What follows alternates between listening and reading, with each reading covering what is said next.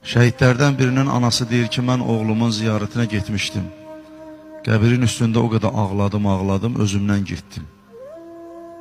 Bir dənə yeganə oğlum idi, qızım da yoxdur, bir uşağım var. Özümdən getdim, yuxu gördüm, aləm rüyada gördüm ki, oğlum gəlib, yuxu.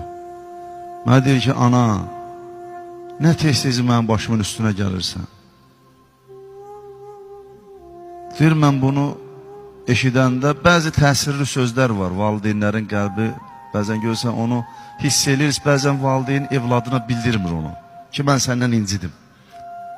Bəzisi də bildirir ki, mən səndən incidim, ay oğul.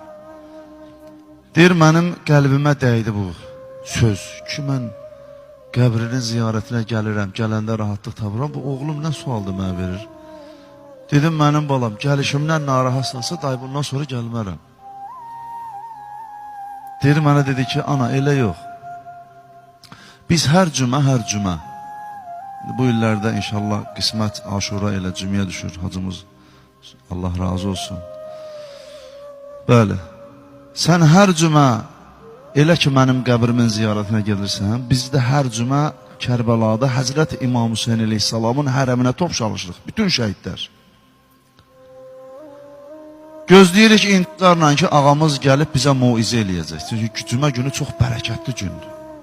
Çox bərəkətli gündür. Biz cümə gününün nə olduğunu ahirətdə biləcəyik. Çünki Allah israr edir ki, o gün nə qədər xeyriz var, əl çəkin ondan.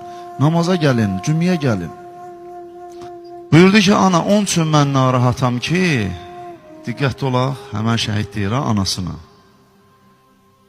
Elə ki, biz intizarla gözləyirik, daha bir həftədə həsrətlə gözləyirik ki, ağa söz verib ki, cümə günü gələcəm, hamıza muizə eləyəcəm. Elə ki, o şəhidlərin içində uzaqdan ağa məni görən kimi, mənə deyir, məsələn, şəhid Əhməd, dur ayağa. Mən də deyir, qalxıram ayağa. Deyir, get, anan sənin ziyarətə gəlib. Sən qəbri başında səni gözləyir. Get, anan qutarıb getsə, ondan sonra qayıdıb gələrsən. Gör, ananın məqamına bax. Ona görə Allah bütün şəhidlərimizi rəhmət eləsin, ruhların şad olsun. Onların bərəkətidir ki, biz Həzrət İmam Hüseyin əleyhissalama əzadarıq.